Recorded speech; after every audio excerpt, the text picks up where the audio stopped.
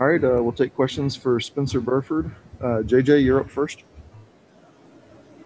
Hey Spencer, how's it going? How you doing, man? Oh, not too bad. How would you say you guys played this past game offensively? It was the epitome of a team win. Offensively, we did our job. I mean, we could have affected the game better by running the ball, of course. And right now, we're working on that. But as far as execution, I think we did a pretty good job. As far as we had zero offensive penalties, and so that played a big role in the end result of the game. So I like the way we played. You mentioned the penalties the week before. You guys had quite a few. What changed in eliminating those? Just the approach at practice, as far as eliminating the DBOs, not beating ourselves, and everybody bought into it, and they took it to their heart. They took it to heart. It meant something to them, and so they chose to eliminate it. And so that's what we were focusing on as far as being disciplined. And so, as you can see, it paid off well. They moved you to the opposite side of the line this past week. What kind of led to that change? To be honest, it was just a coach's change. I mean, he came in, told me one day that I'm moving back to left, and I was like, okay. And so just took it and ran with it. Worked the fundamentals in practice, and had a pretty good production game. Hey, Greg, you're up. Yeah, Spencer, for you, what is the difference being at left tackle versus right tackle? The difference is it just feels a little bit more natural to play left, but I have the ability to play right, and left side just feels a little bit more comfortable. I mean, I don't have a problem with playing either one or either or, but it just feels natural at left. Is that just because you've practiced or played it through your career, or why does it feel more natural? Yeah, during the summer I took a lot of time practicing the fundamentals for the left side as far as the footwork, the calls, and stuff like that, so the terminology. And I had just been, repetitious reps, and then so it was just sticking with me. And so trying to be as fundamental as possible, kept working on it. Got thrown the curveball, thrown it right, and worked with the right, and then now I'm back at left. So it's cool. How did you feel you played in that game at right tackle against, I guess it was against Stephen F. Austin a couple weeks ago? Stephen F. Austin, I hurt my team. I hurt my team a lot that game. I cost my team 14 points, I believe, with 2 penalties that I shouldn't have committed. I could have played a whole lot better, right? I didn't do as bad as I thought I did, but I didn't do as good as I thought I did as well. So there was always room for improvement. And I was looking forward to improving that right tackle. But unfortunately, I got moved to the left, and it just all played out well at the end. Yeah, how do you feel about the offensive line overall and this new look? Are you happy with how you guys played as a group? As a unit, I think we did pretty good as far as making our fits and our calls and stuff like that. Communication has been a big key in our success so far, and we're continue to improve on that. Guys have been taking their extra time out, watching extra film, getting notes in, practicing, taking a few extra steps after practice, getting a little extra work in after practice, and everybody's just buying in as a unit, and it speaks for itself. We're starting to produce more, and we're starting to become better as a unit.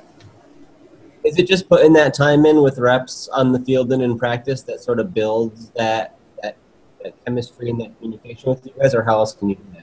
Not only on the field, but off the field. I think that's the biggest thing, because what really matters is what you're doing off the field when nobody's watching. And so those guys taking their time out of their day to go watch film or go do some extra work on the field, that shows a big deal, and that it means something to them. And so they've been doing that, and we're just going to continue to keep doing it and keep pressing forward, try to progress. What does the return of Kevin Davis do for your group? He's a guy who started quite a bit the last couple of years. What does he bring? Kevin Davis, he's a guy. I mean, he's real talented. He came in, he executed. KD knows the playbook like the back of his hand, ins and outs. He's good on communication. He's a good dude. And so it just made it easier all across the board as far as position-wise and stuff like that. It's flowing real fluent.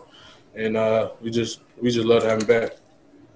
And then Josh Oatis is a guy we're kind of just getting to see for the first time now that he's taken this right tackle role. What can you tell me about him as a player, or what jumps out? Josh Oatis has had a lot of improvement as far as with his weight and stuff like that, learning how to work with it. As far as his nutrition, the way he practices, he's taking he's taking it to heart more. You know, you can see that he cares a lot more about the game. He's doing all the little things, right, all the tangibles. Takes extra footwork. Great guy in the room as far as film. He'll watch, ask questions. He's made a huge improvement. The sky's the limit for him right now. He's been playing pretty good production grades, and we're just gonna see what he does. But as far as right now, he's been doing great. He's been doing a good job. Now, as you look ahead to this week's game, you guys are 3-0, but you still enter as a 20-point underdog. How do you feel about that? Always, I got a chip on the shoulder. We've been underdog, I don't know how many times, and it hurts personally. Just because I know what this team has, I know the potential that we can be. I know the type of team that we had, I know the players that we had, the personnel, good coaches, and I mean, we're just gonna have to go out there and play, man. As far as talking wise, we're not gonna have to do a lot of that. We're just gonna have to go out there, execute, do what we've been coached to do at the end of the day, because that's all that matters. I mean, it's 11 guys on the field at a time. I mean, on our side, 22 altogether. So whoever's on the field going to war, they're just gonna have to execute at the job and let the plan speak for itself. I mean, we can't really worry about what the critics have to say or what media has to say. We're just gonna have to go out there and do what we do. Is that something the coaches have talked to you about, like just pointing out that you're that underdog and trying to use that to get something out of you? Oh yeah, he'll always. I mean, he makes it an emphasis because it's a creative fire inside you to know that you're an underdog. It's just you got to take it a different approach. Usually being on top, everybody's supporting you when you're on top, but coming in as an underdog, you got to have a little grit to you, and you got to play with a little chip on your shoulder. And this is going to be your guys' first, extended road trip of the year. How do you think it's going to be different with all the precautions you have to take for COVID and everything else? As far as the precautions and stuff, they've been great on that. We're just going to have to approach it like it is any other game week. Yeah, we're traveling. Yeah, we're going away, but we still have a task at hand, which is to win the game. So as far as the precautions is and stuff like that, guys are just going to have to handle it accordingly, act mature, which we do very well. And so the coaches have done a great job.